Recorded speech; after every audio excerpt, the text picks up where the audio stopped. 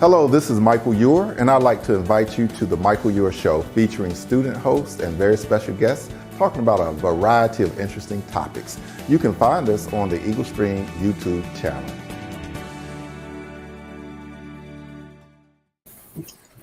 Good afternoon, and welcome to the Michael Eure Show. And I would ask all of our guests to mute your mics, if you don't mind, for a minute. I want to thank you for agreeing to participate. And today our show is focusing on women first responders. And I'm going to have them introduce themselves. And right now I've already said my name is Michael Eure, and we're going to go right around and I'm going to call each person. And we'll start with you, Jerry. Hi, my name is Jerry Greene. It's my second year here at Wake Tech. I'm majoring in cybersecurity, and I've been participating in these virtual mixers alongside Michael Eure here. Thank you. Stacy. Hi, my name is Stacy Kizer. This is my first semester at Wake Tech, and my major is psychology. Thank you. Johnette. Good afternoon, everybody. I am Johnette Smith. I am a career coach under our senior director, Laura Buffet, and our career exploration under Career Services. And I want to say thank you to Career Services for this is the third event we've done in collaboration with them. And they helped us get some very special guests. And we're going to have them introduce themselves now. Kim. Good afternoon. My name is Kim Miller, and I am a paramedic instructor here at Wake Tech. Okay, Constance. Good afternoon, everyone. My name is Constance Bass, and I'm a full-time faculty instructor here at Wake Tech. Okay, and I'm thinking I'm getting this right. We're going to go with Tara Overton first. Good afternoon. My name is Tara Overton. I'm the public safety coordinator and also instructor here at Wake Tech. And we saved the last because she is the woman that runs that campus, public safety, Dr. Jamie Wicker. Good afternoon. I am Jamie Wicker. I'm Provost and Chief Campus Officer for Public Safety Education and Training, Public Safety Education Campus, and delighted to be here. Thank you. Right, and I think Sarah's going to take us to the side and play a brief video that Johnette Smith has provided. Or did you want to speak first, Johnette? No, I'll let the video speak for itself. Thank you. We are Wake Tech's Career Services. We have career specialists and career coaches that can assist you with every aspect of your job search. Career and professional development. Preparing for your job search. We have career specialists that can assist our curriculum students and alumni with resume and cover letter writing, interview skill building, social media checkups, job search strategies, and tips for maintaining employment. For our current students and alumni, you have access to a database of internships and jobs. Career exploration. Our career coaches are here to help you with the career exploration process. Do you need help clarifying your career goals? Maybe you're undecided about your college major or program of study. Maybe you are ready to explore the next steps in your career plan. Our career coaches have the tools and resources available to guide you in the career decision-making process. Our coaches can support you in the development of a plan of action. Connect with one of our coaches today to get you started on your career journey. We would love to assist you with exploring careers, so visit us at careers.waketech.edu and schedule a virtual or in-person appointment. Career. All right, thank you. And Sarah's going to put that video in the chat. So for people that want to look at it later, you will be able to. All right, we're going to go into a little bit more detail with our special guests. So I'm going to ask, starting with Kim, then Constance, then Tara Overton, and then at the end, Dr. Wicker. If you could tell us a little bit more about yourself and maybe how you became a first responder. So I've been a paramedic for about almost 30 years. Next year will make 30 years. I guess I probably got more involved in this. I mean, I guess it was from childhood, really. And the good old TV show, and I know you've heard this a million times before, but the old TV show Emergency. As a 4, 5, 6-year-old kid, I watched that show my whole life, but I was just mesmerized with it as a kid. And then the Rescue 911 show came along in the 80s and 90s. And even once I finished college, I got into something else. It just wasn't it. And this is where I ended up coming back to and finding my home in public safety and EMS specifically. So I guess it's been there from childhood, really. That's good. That's interesting. Constance. So, like Kim, mine started as a child. Back in '99, I'm sure many of you remember the flood that came in, and I was one of those families impacted. And we had 22 feet of water in our home in about 12 hours. And we went through the whole emergency evacuation. And it was really the first responders that came in and helped our family during that time of need. And it was at that moment that my career path changed. I had every intentions on going to a 4-year university, had been accepted, and was going to go. But that impact and financial impact took a hit on my family. And I wasn't going to be able to afford a 4-year university anymore at that time.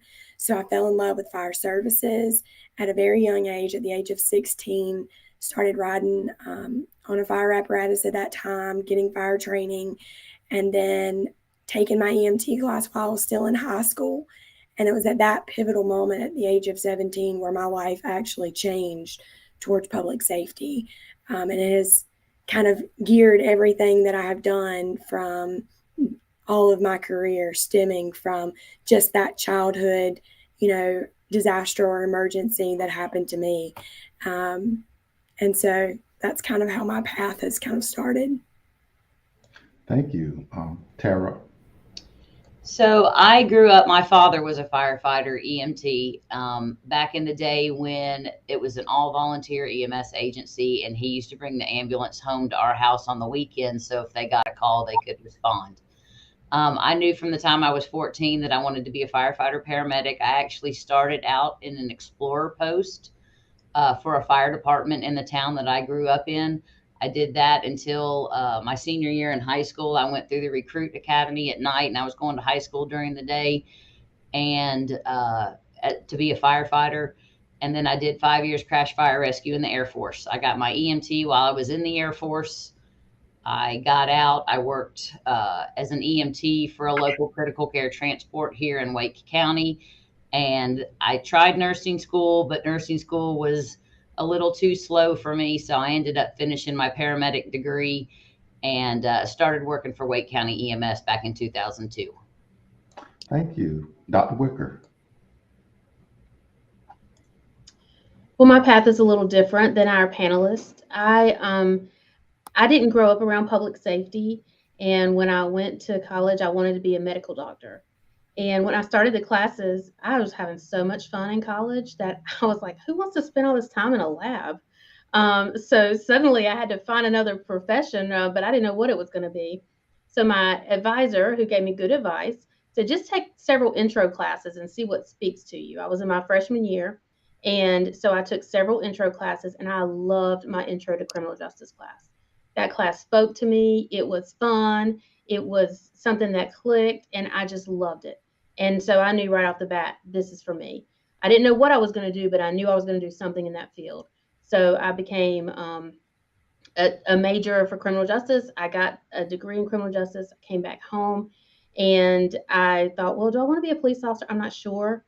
So I tried a few other things. I was a social worker in Children's Protective Services. I worked as an advocate for domestic violence, sexual assault agency. I even taught a little high school. And along the way, I just felt like I was around criminal justice and I wanted to be a police officer. So around that time, 9/11 occurred. Connor, when you were talking about 99, and I'm thinking about 2001 and where we were. And a lot of people were giving back in different ways. And I felt like I needed to help my community differently. And I really wanted to be a part of solutions. And so I decided to go to my local community college and enroll in basic law enforcement training. And that's what started a career in law enforcement for me. And my fire and my EMT service is much more recent, but my primary depth of experience is law enforcement. Thank you. So audience, you see we have some great people here with good information. We're going to ask some questions, but I also want to remind you, if you have questions, please ask them in the chat. And I see the Dean of Career Services is here. So how you doing, Lynn? And then we're going to start with the questions with Jerry, the first one. Our first question is, what is the current demographic makeup of first responders in Wake County? And anybody can answer it. I can speak for the EMS side of that. I'm currently still employed part-time with Wake County EMS. And as of recent, we've got about 450-ish employees that work for Wake County EMS.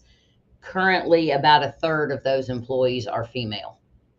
When I started with Wake County EMS back in 2002, Kim and I were actually partners for a while back then, and I think there were less than 30 females that worked for Wake County EMS back in the early 2000s, late 99s. Thank you. I was very surprised to hear that statistical information. Anybody else? When I started at Wake EMS in 1992 as a part-time employee, and then 1993 as a full-time employee, I was one of 6 females that worked for the whole organization. So it had expanded a bit when Tara had gotten there, but we were still significantly the minority. And so I currently work for an outside agency, still part-time on an ambulance. And when I first started, I was one of 3 females in all of my county on a truck. Not only the youngest female, but I was also the only female on my shift, with a total of only 3 in the county at that time. And we're still at about 1/3. So we're still kind of lacking in that area. Okay. I have a little information about law enforcement and fire. In the fire service, generally, this is excluding Raleigh Fire Department and Cary Fire Department. But in general, in Wake County, you have about 3% female firefighters. And fire service typically tends to be a little lower percentage of females in the industry than males. And there's complex reasons for that, probably. In law enforcement, we are around 10%. And again, this is not every agency is represented in that, but just in very general terms, about 10%. So EMS does have a generally higher percentage of women. And when I first started in public safety and law enforcement, I was one of 3 at an agency that had female officers. And that was a high percentage, because other agencies that I would have applied to, I would have been probably the only female, or they would have been 100 officers and I would have still been one of 3. So used to being in a very small minority.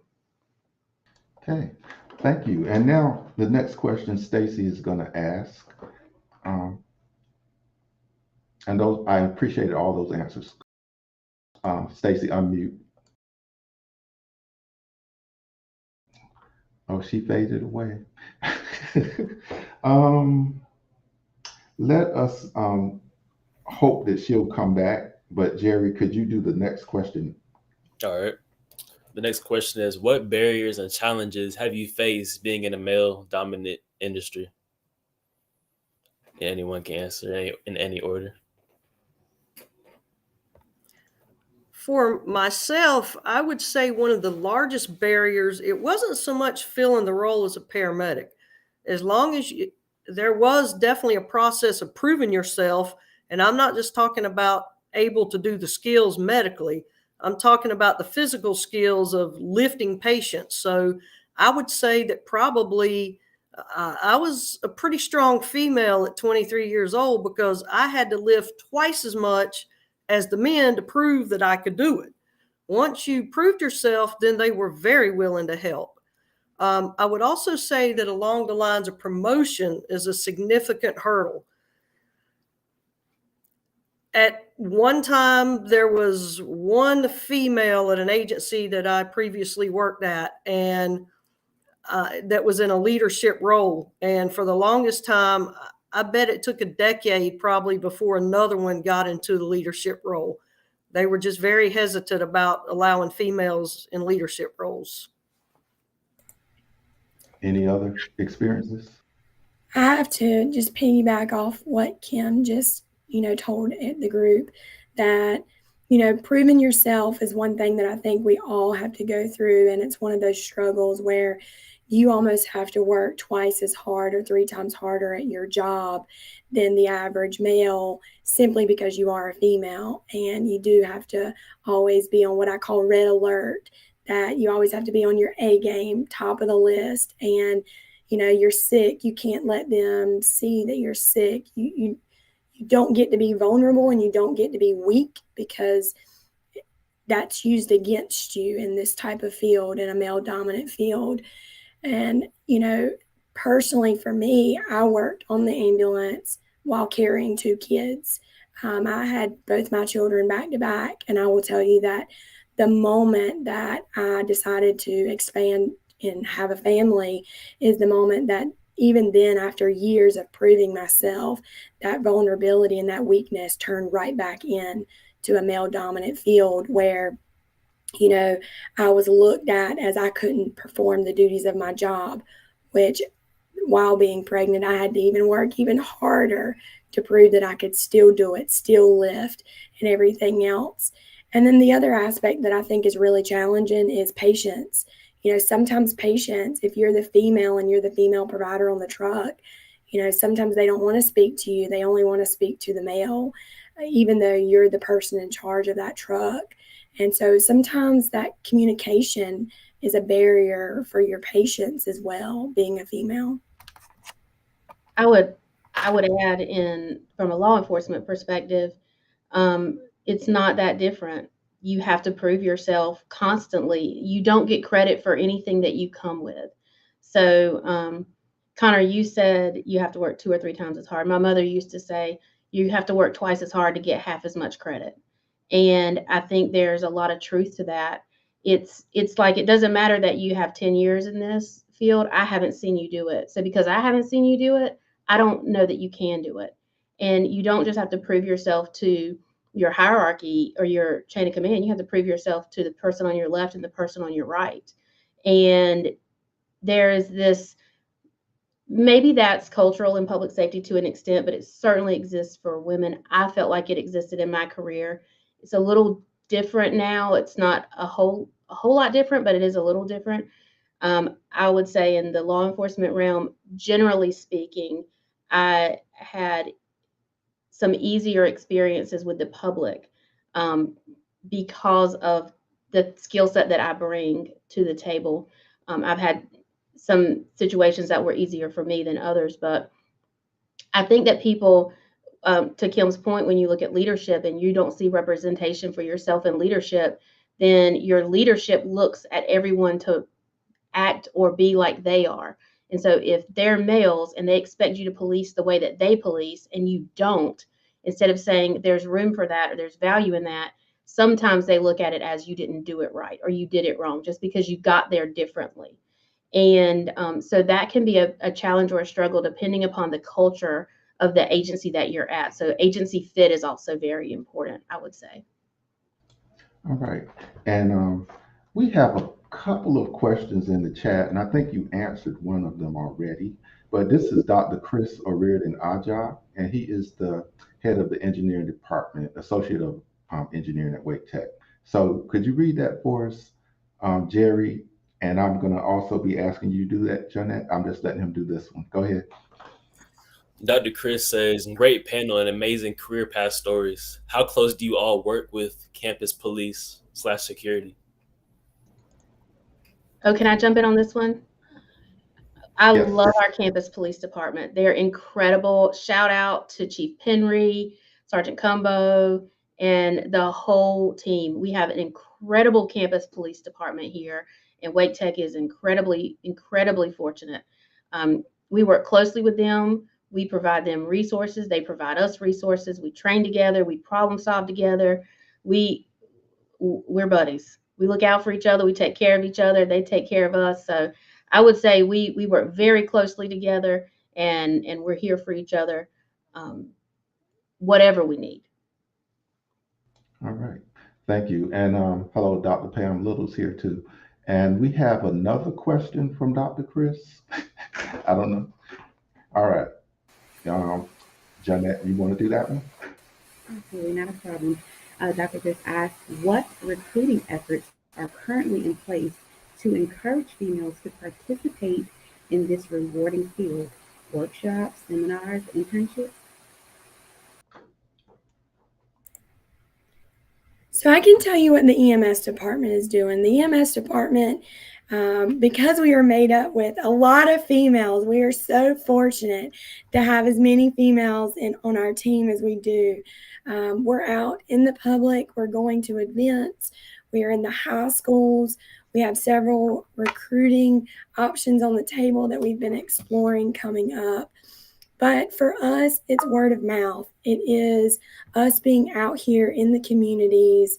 It's running our EMT courses at various locations all over Wake County. And just that relationships that we're building with our students, and we're getting the word out there that we're here. And I like to call it that we're on fire, because we are doing everything that we can for everyone. And so we want to be in the schools a little bit more. We've got a ton of things coming up that, we're trying to help with recruiting, not just for Wake Tech, but for the field in general, and getting, our students and other people engaged and into the workforce. Right. I'm going to add another question. Lisa, and I think you may have somewhat answered it, but you might want to go into more detail and even talk about the males in the other agencies and how they work together with females, like the police working with EMS or the firefighters or other first responders. And I didn't let you read the question, Jerry, but please read it. Go ahead. How are you accepted or treated by your male peers in your field? I wanted to add one more thing to Connor's answer about recruitment, and then I want to say one quick thing about being treated by males in our field, because I think we beat them up a little bit in our last response. And I want to be even-handed in my answer.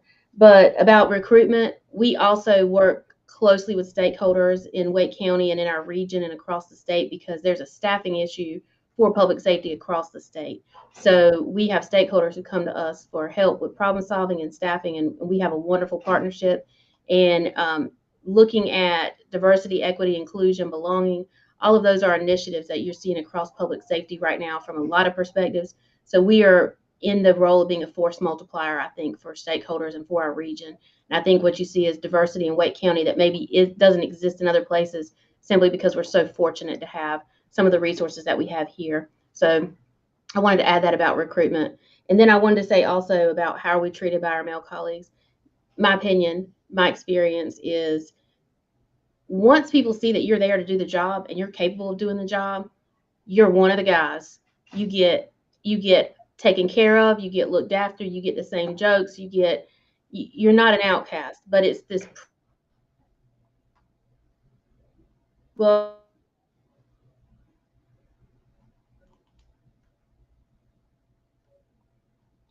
they're not going to leave you out there by yourself.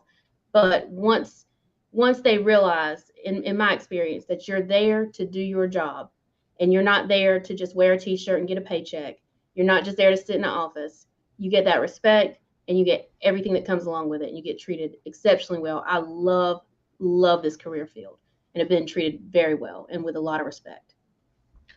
And I just have another question about the makeup of your department at Wake Tech in particular. Do you offer certificates and special training as well as Associate of Applied Science degrees? And if so, could you explain how people could get involved in any one of those things? Sure. Tara, do you want to jump in about fire and EMS and talk a little bit about that, or about fire specifically? So I can talk a little bit about fire. I think Connor would be a much better expert to talk about what currently we have for EMS. We currently run a fire academy in Wake County that students can go to, and when they finish the academy, they'll have their firefighter 1 and 2, and also their EMT. They also get some technical rescue classes so that they are ready to be employed by a fire department. They have the basic certifications that they need to be employed by some of our smaller departments. And some of our departments have gotten to where they're actually hiring their folks and then sending them through our fire academy, so that they are all being trained at the same level, same standard, all of that. Connor can speak much more as far as our EMS programs and what we offer there. So I'll let her handle that question. Thank you, Tara. So we do offer the curriculum program, which is the degree program for emergency medical sciences, but we offer a lot of non-degree pathways that will still lead to a degree.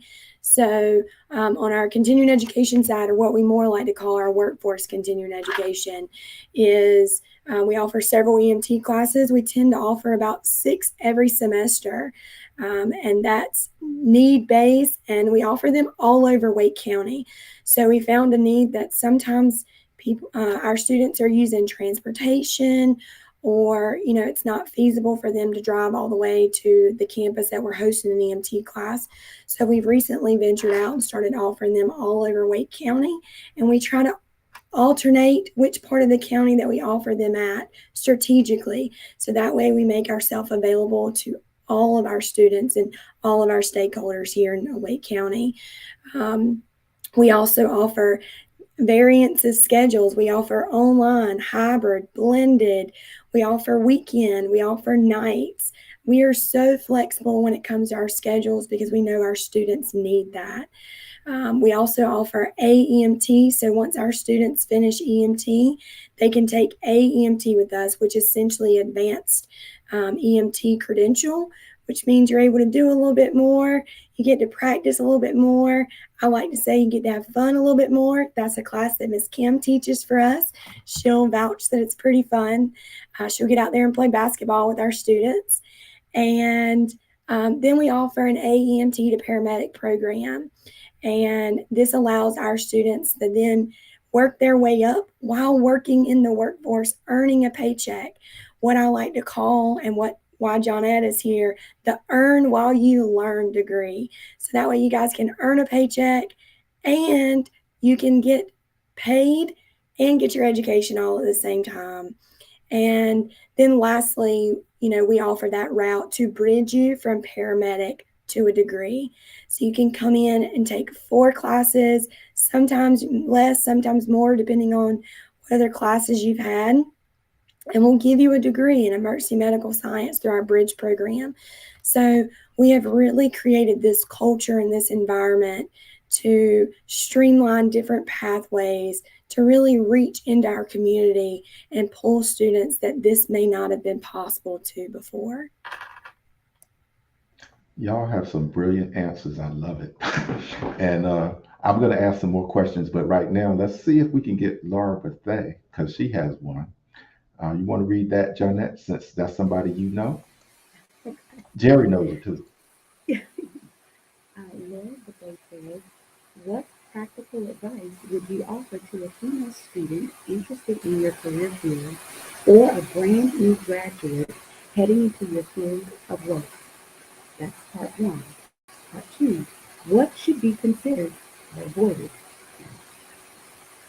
And I think that anybody and all of you can answer that question about the careers. What practical advice? I'll speak to that one a little bit. I would say make sure that you are physically fit, that you are actually capable of doing the job, doing the lifting, doing the moving. This isn't just a career where you go to class and you learn about things in class. You actually have to be able to provide and do the skills and the activities associated with it. So you've got to be physically fit and have some strength to you. A lot of agencies have gotten to where they require physical agility tests to get hired, fire departments, EMS agencies, and it's the same test regardless of whether you're male or female. So you have to be, ready for that physical component. And like we've all said, you've got to work twice as hard and do twice as good as your fellow male employees. Anybody My else? advice is simple: never give up, never stop, and never let anyone tell you that you can't do it. You can. Anyone can. Right. I would like to say congratulations on your great innovation. I love the fact that you're going out in these communities and providing the services. And I'm certain that the diversity is going to improve. And you're going to help lift some people. And I didn't ask you about how much money people make, but if somebody could kind of venture to tell me a little bit about the salaries. The money's in EMS. There's no money in policing or fire. Hardly. EMS So- is where the money's at. I think what Dr. Wicker may be referring to is Wake County just passed this week a pay raise for all EMS personnel. So basic EMTs are starting at a pay rate of $20 an hour. Advanced EMTs, I can't remember. I want to say it's 23. And then paramedics are starting at $28 an hour. So as a fresh out of school paramedic, if you get hired by Wake County EMS, you're making $28 an hour, which is very, very good money for a public safety career. Anybody else? In I law will show. enforcement, I was going to say in law enforcement, you can look at about high 30s to mid 40s as a starting salary, depending upon where you are. So even smaller areas are catching up to that around 40,000 a year pay band. And so my only advice, and I tell this to all students, is the money is not great always. It's getting there and it's getting better through education and training. But we do what we do because we love what we do. We love the impact that we have on our patients and our community and the career itself and saving lives and helping. And, I say we're a lot of things. We're a social worker. We're, a friend. We're a neighbor. We're so much more than just an EMT or just a paramedic. And it is one of the most rewarding careers, being in public safety, that anyone could ever have. So sometimes it's not always just about the money. It's truly about the outcome and what you get from it. The practical advice that I would give is find an agency that's a good fit for you. So there is a place for everyone who wants to work in public safety. There is a place that is a fit for you. Everybody can do something, and there is a fit. So find a good culture fit that matches with how you want to be treated, that has advancement that you're looking for, that the community reflects where you want to be, where you feel passionate about this career, because there will be hard days. And sometimes that's just what keeps you going, is this is the place you fit. And then the other thing that I would say is try to find somebody that you can learn from. You can learn from everybody. You can learn what not to do from people or how you don't want to be, but try to find somebody that can give you that good advice. Because in law enforcement and in public safety overall, there will be questions that you'll want to ask somebody, but you won't want to ask your boss. So find somebody that you can ask these questions to, can give you some advice. And the last thing that I would say for general practical advice is, you don't have to be anybody else to be good enough to contribute in public safety. Just be yourself and show up as a person, as a human, not as a uniform. Because whatever entity of public safety you're working in, you're going to be dealing with people in their worst possible moment. And you're not there to judge, you are there to help. So if you can think about, I'm a person helping a person through this lens, I think that is practical advice that has helped me survive a career in law enforcement. All right. Thanks for those very thoughtful answers. And you're leading me into something that I participated in last week or the week before, which is mental health first aid training that Wake Tech is offering to their faculty and staff. And so we have a question in the chat from Josie George about mental health. So could you ask that, Jerry? Josie George says, how do you handle the risks for developing mental health problems after handling difficult situations on a daily basis? The dinner table. All problems are solved at our dinner table. We don't get long and it gets interrupted, but we're a family and we come together, we eat dinner together, we sit at the table, and that is where all the problems are solved in EMS, fire, and I'm pretty sure law enforcement. I don't know, maybe in the patrol car and maybe next to one another, but that is where all problems are solved. You know, we all go through the same thing and we all kind of piggyback off of those experiences, and we communicate, we talk, we cry, we laugh, we joke. But we go through that together, and I think that's what makes us stronger. I would say I married someone in law enforcement. So we had I wouldn't say the privilege, but we had our jobs brought us together a lot of times on scenes together, and some very horrific scenes together. And as Connor said, the dinner table was sometimes it was the breakfast table that we talked things out and really didn't give it a whole lot more thought. So I would think I would advise one of the biggest things to do is don't let this stuff fester. You know, unlike a soldier that goes and fights for our country and comes back in a year and maybe goes back again, that's a lot of fast things they saw. But for us, it's spread over a 30-year career. So don't let these things fester. When something you see bothers you, then you need to start talking about it immediately with someone. And I think that agencies have gotten a lot better at recognizing mental health. Back when I first started EMS, you didn't talk about how a call bothered you. You were a weakling if you did that.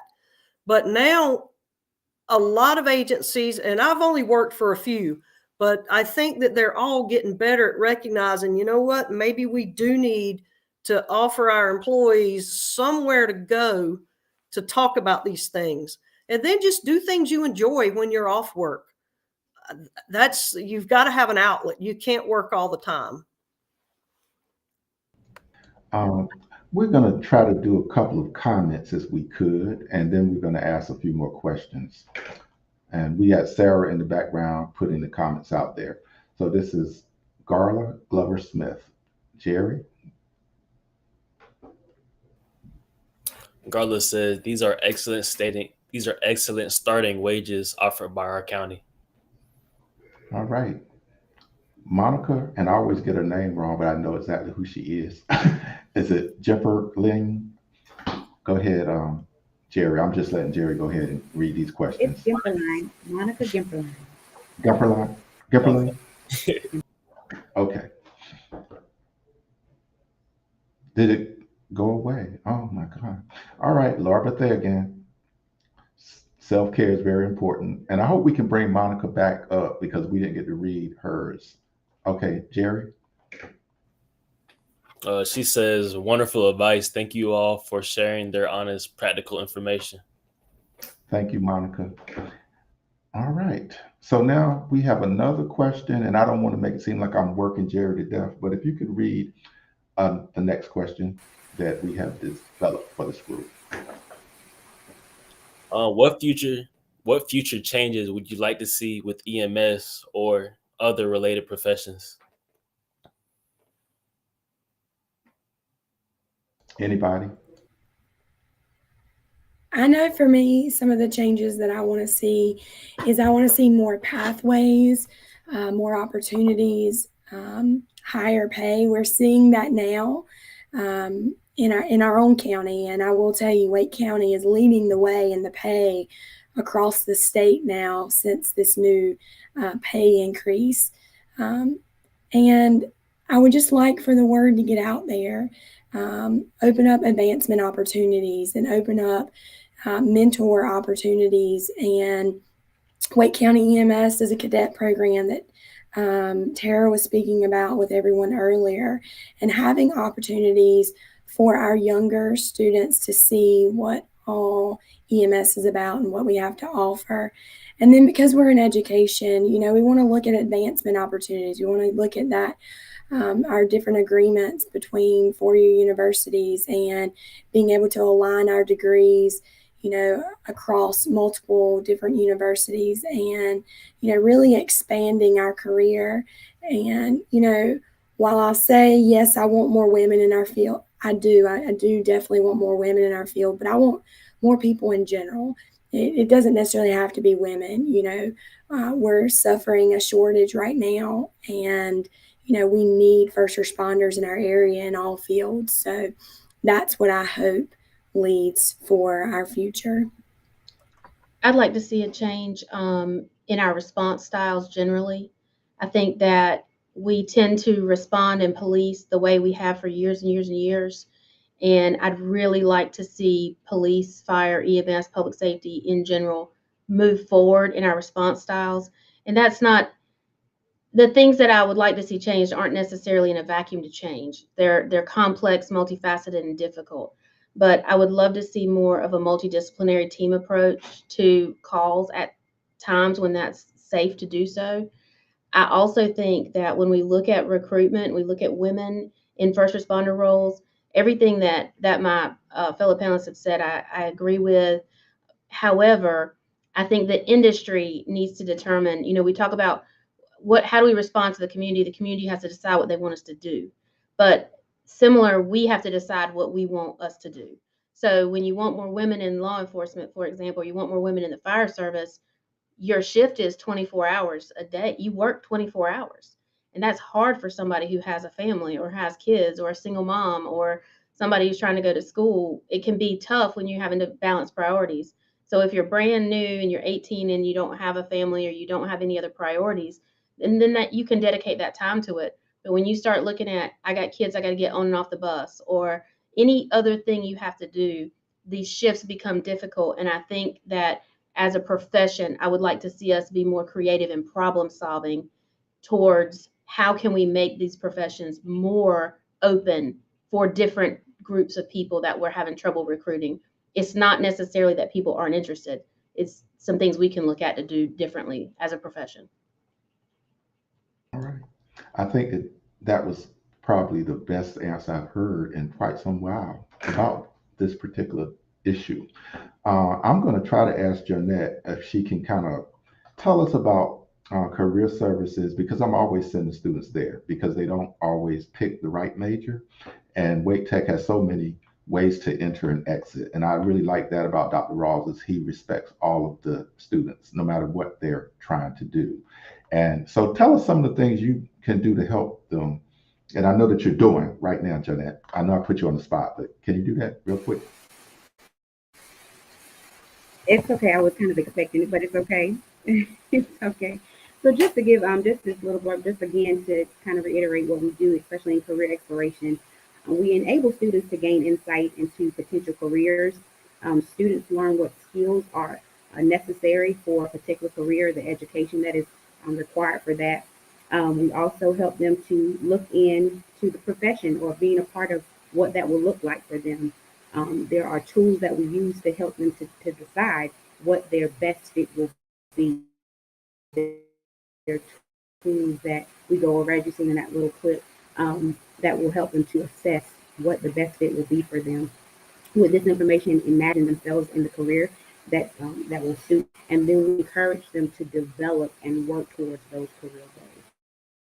So a lot of what the career coaches are doing, again, is to help to develop and create those career paths for them. Thank you. And I think of the career coaches as cousins to the success coaches. We work very close. I did want to ask a question about the transfer ability of your degrees. And could you give a couple of maybe pathways that a student could get a four-year degree after completing your program? And any particular schools you want to shout out, do that too. I'm going to jump in here first because criminal justice hasn't been incredibly represented on the panel. I feel like I need to represent them.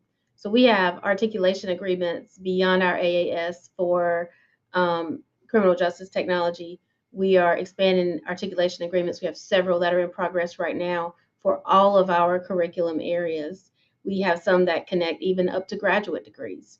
So, but I want to also highlight, I know this wasn't exactly your question, Michael, but I think it speaks to where we're going with Reach and Rally and the great vision that we have of our Board of Trustees, Dr. Rawls, and our executive leadership team. We also have a way to connect people prior to the curriculum through Workforce Con Ed, through Credit for Prior Learning. So what I really want to answer to your question is, A, anyone who wants to get in public safety anywhere, wherever they are and wherever they're coming from, we can hook you up. And B, we can create a customized a customized path for you with our success coaches and career coaches to get you wherever you need to go, wherever you want to go. So we have several established pathways and several more that we are establishing through all the way through graduate degrees, from 0 to graduate degrees. High school, we are working on multiple options. Too many to list, but I'll let my other panelists jump in if they have something they want to shout out.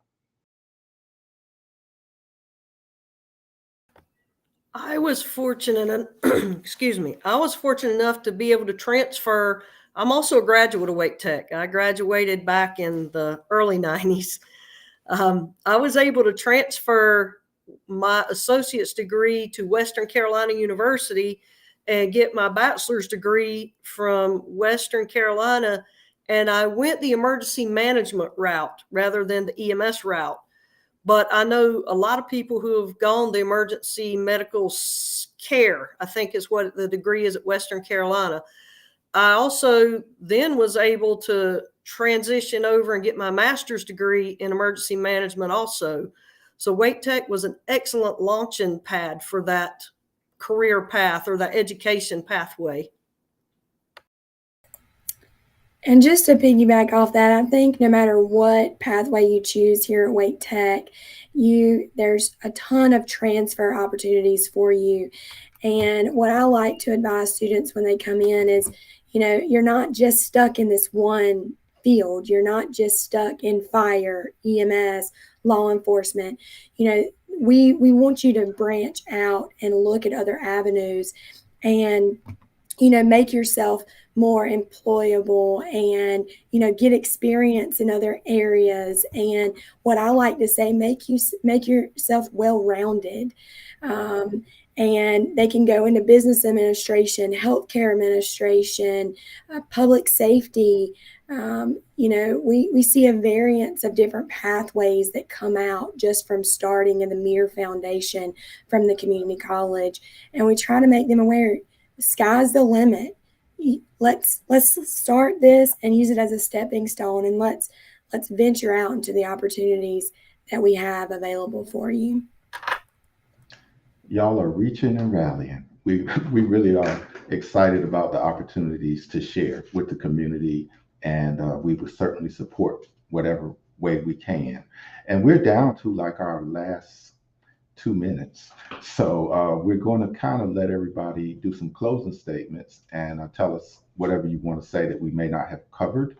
Audience, if you have more questions, you can ask them in the chat. They won't necessarily get answered today, but the individuals will have an opportunity to get back with you.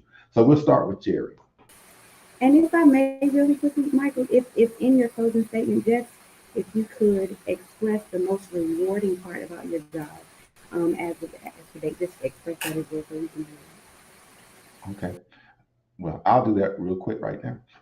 My job, I love being a success coach. In fact, when I got hired at Wake Tech, I just didn't think that it was possible because they created a position that allowed me to do what I was doing at another school for extra, helping the students to get successful. They were becoming enchanted, and they were just thinking they couldn't finish. And so that's what we do. And so I love seeing students not just finish Wake Tech, but move on and do other great things, but also take advantage of all the resources that Wake Tech has. We have scholarships, we have the career services, we have all these different majors. And I am always amazed when I talk to students and they thought they wanted to major in one thing, and I'm gonna use computer science for an example. They would say computer science, and then we put them in associate engineering. They didn't like math. They didn't want to do physics. They didn't know we had web design and cybersecurity and all of those IT programs. And I'm sure that might be the case for some people that are saying they want to be transferring to four-year schools that might wind up much better served in some of the programs you have. And so I think that making more people aware and just connecting the dots. That's my job. It's my passion in life, in and out of Wake Tech. So now we're going to go to you, Jerry.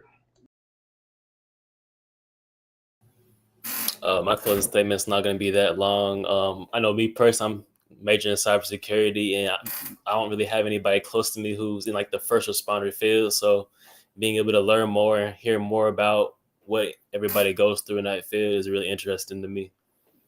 Thank you. Johnette?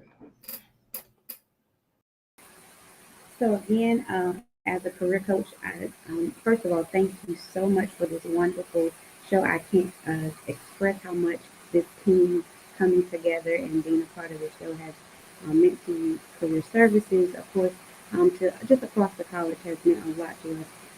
Your experience, sharing each of that has been most rewarding for me even today. But as a career coach, I have to kind of piggyback with Michael, is that helping the students to connect the dots.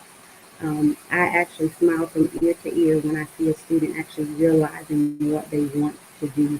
I tell them often, when we talk about jobs, sometimes that's just above the surface, right? Sometimes we're talking about just wanting to make ends meet. But when they talk about career and they talk about passion and they talk about what is the best fit for them, I smile because I know that they're headed down the right path. And so being able to connect those dots for them is definitely most rewarding. But again, to each of you, thank you so much for sharing. Thank you. I know, and we just are going just a teeny bit over, but we're going to move fast. So we're going to start with you, Kim. Thank you again for the opportunity to come. This has been awesome. Also, I would say it starts with don't be afraid to step outside of your comfort zone. I eventually left emergency management and went to critical care transport, and I had the opportunity to fly. Then I stepped out of that and got into high school education. Now I've got a few really young people out there that are going to take my place one day.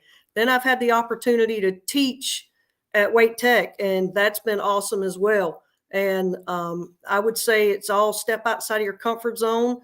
It's so rewarding when you can make a difference in someone's life, and they don't even have to tell you that you did. You know you did. Thank you. And you can reach her at kkmiller@waketech.edu. All right. Constance.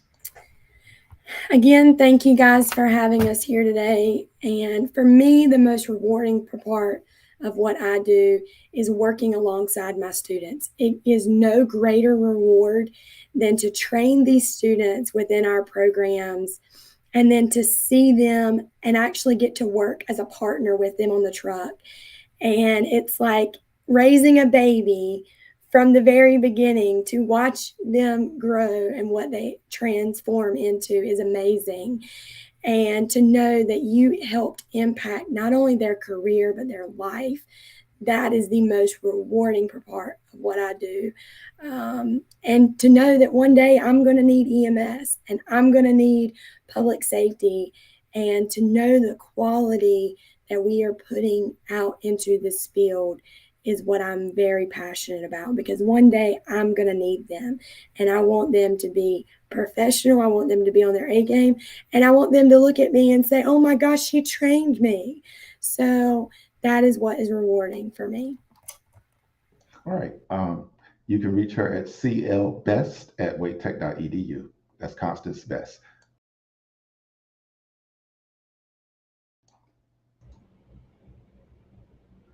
Is she frozen? Okay. So I just want to say thanks for having me. This has been a lot of fun, and it's been a little out of my comfort zone. But I want to say that the friendships and the relationships that you make in public safety are lifelong friendships and relationships. And it truly is a public safety family. I love working with young students, and then like Connor said, we get to see them on calls and ride a truck with them, and all the things that we've taught them we actually get to see come to fruition. So it's just been a lot of fun, and I truly enjoy working with the students and making friends, lifelong friends with them. Thank you. We're going to go to Dr. Wicker. So And you can, excuse me, you can reach Ms. Overton at tgoverton@waketech.edu. Excuse me, Dr. Wicker. Sure. So Connor beat me to it, but I was going to say in public safety, we're not just training students who are going somewhere obscurely. We're training our backup. We're training our first responders. They're coming to our house. They're going to your house. And we never sleep on that burden. That's a responsibility that we step into gladly, and we take it very seriously. So that is so much fun to get to work with people that you train. But what I think is the best part of my job, I will tell you, I'm so fortunate to be at Wake Tech. I have my dream job. The only thing I'm more passionate in public safety about is education, and I have this wonderful niche that is incredible. I love connecting people to resources. I love problem solving. I love being out front of industry problems, trying to solve that on behalf of our students and our region. But I have to give a shout out to our whole public safety team. I am just surprised and just excited every day that they let me hang around them.